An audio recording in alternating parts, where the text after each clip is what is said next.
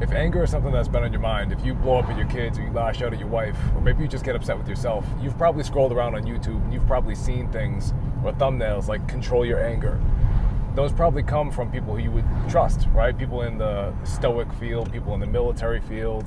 And I'd like to start this off just by saying I think that they're all right on their merits. I think that there's a lot of value in controlling your anger. I think that when they say things like that, the intention is always good. The intention is to try to help you essentially discipline your emotions. And I think that that's a really valuable pursuit. But what I do notice is that it misses a step, the awareness piece, the understanding piece.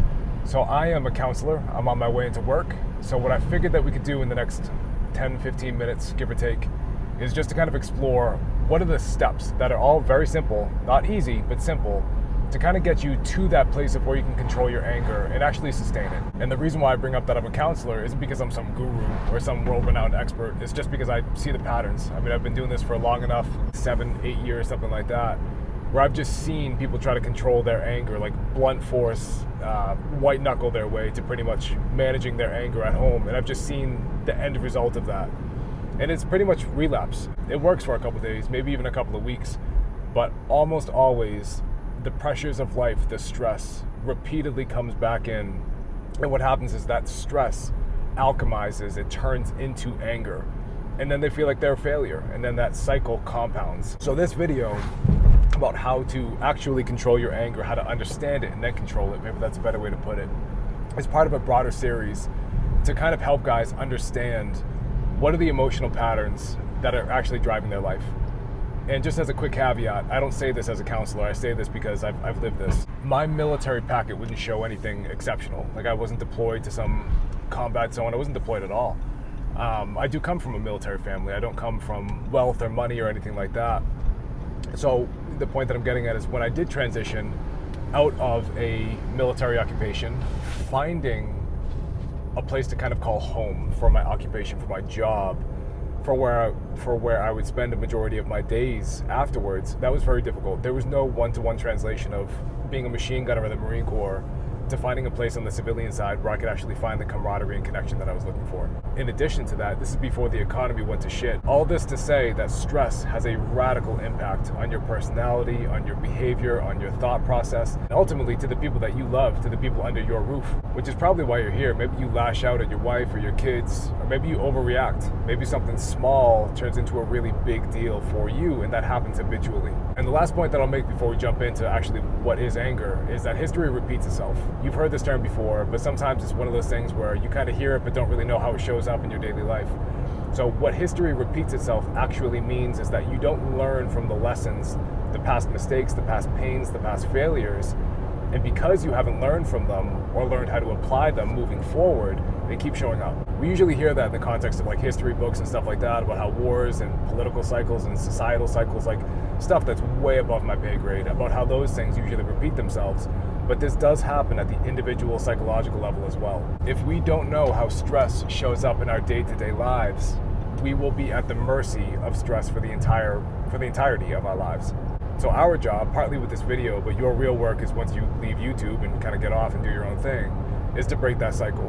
And the first step, so now kind of jumping into what anger is both a response to your environment and a habit. So let's start with that first one. Anger is a response to your environment. What do I mean by that? Say you worked a long day, right? Say your boss was on you, maybe you worked a double shift. You had some sort of strenuous day. You want to go home, you want to relax. But on the way home, maybe you hit traffic, right? Maybe it's bumper to bumper. Or maybe you just hit like all the red lights, right? Like average things that the average guy experiences every single day. Or most days. I mean, that stress is pretty obvious. Like you want to go home, you want to relax, and you're blunted. You're not able to do the thing that you want to do, so you get angry. This is going to sound very simple, maybe oversimplistic, but it's worth saying. Your feelings impact and influence your behavior. A lot of us were not taught that growing up. We were conditioned to kind of suppress our feelings and just go. There are absolutely times where you need to subordinate your feelings. You need to kind of put them off to the side because we can't act our entire lives based on feelings, based on emotions. But at the same time, we do need to be mindful of how those things show up. Because if we're not mindful of how they actually show up, what we do is we tank our relationships. And then everything that we're actually trying to build, everything that we're fighting for, it's not worth it. Because then the thing that matters the most, which is the relationship that we have with our family, those relationships are strained. So feelings influence what you do. I am not the first guy to come up with that idea or that theory. The first guy to actually come up with that, his name was Aaron Beck in the 50s, 60s, 70s, sometime around then. And he came up with this theory that maybe you've heard called CBT, or cognitive behavioral therapy, which is kind of what we're talking about right now. You had a long day at work, so you were thinking about home, but then you felt blunted because you were in traffic, you couldn't get the thing that you wanted, and then that maybe caused you to text your wife, pump on the brakes, flip some guy off. At some point there was a breakdown where you weren't able to manage your thoughts or your feelings enough or sufficiently that it crossed the behavior threshold and you did something that maybe you wouldn't have done had you been emotionally sober. So if we kind of leave that example and we go to any other life domain, how does what you feel influence what you do? Maybe your pipes burst in the middle of winter. Maybe your car wouldn't start. Maybe you had an unexpected water bill. There are a shit ton of things that can really destabilize us on a day-to-day basis.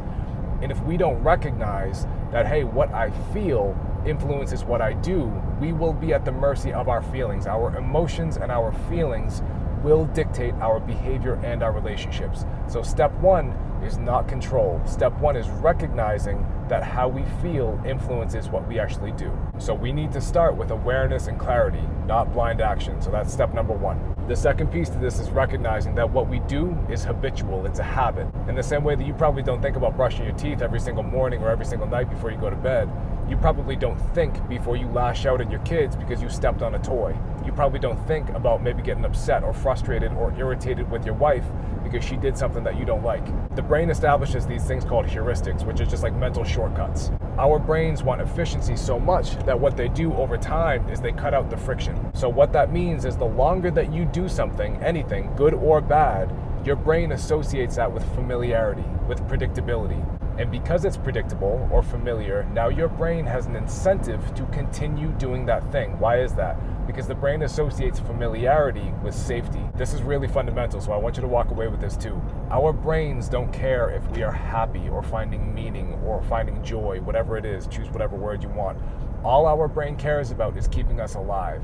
The best way to do that is by only doing shit that our brain is familiar with. Therefore, the more that you react in a certain way, or overreact, maybe that's a better word, the more your brain is incentivized to actually do it. It becomes a habit.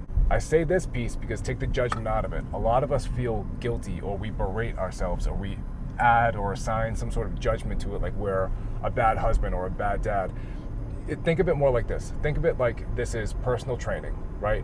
Think of this as muscular development. You just haven't trained the muscle yet. You haven't retrained your brain in a way that actually serves your family. That's why awareness being the first step, you don't know the fundamentals until you actually know. So now that you know overreacting is just a bad habit, it's not like you want to yell at your kids or you want to lash out at your wife. Now that you know, it's just, hey, I've been doing this thing for so long, the brain kind of associates it with, hey, this is the norm. This is what we do. I've been conditioned this way.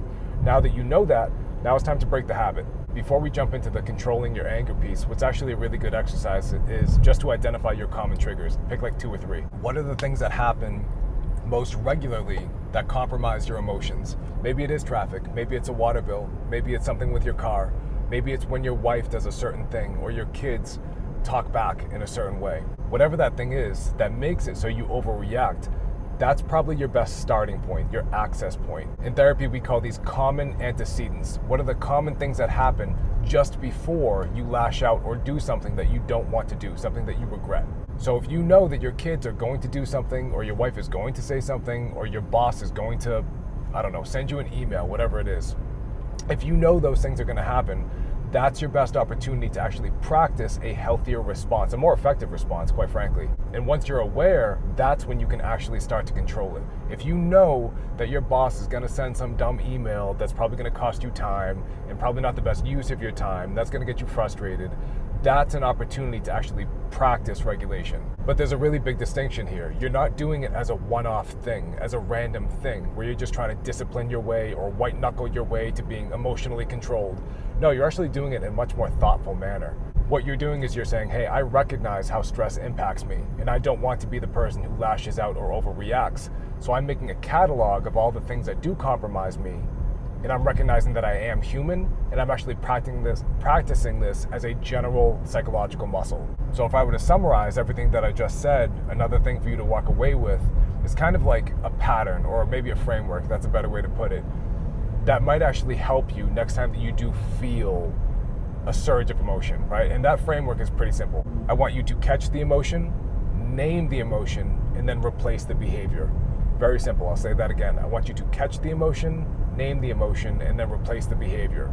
This is what I see time and time again, not just as a counselor, but in all of the emotionally competent fathers, brothers, sons, colleagues that I work with, military guys that I served with. It's not just suppressing your emotions. It's not just bluntly controlling them. It's actually understanding them and then figuring out what to do with them. You can't do that if you don't know what you're actually dealing with. You can't fight an enemy that you can't see.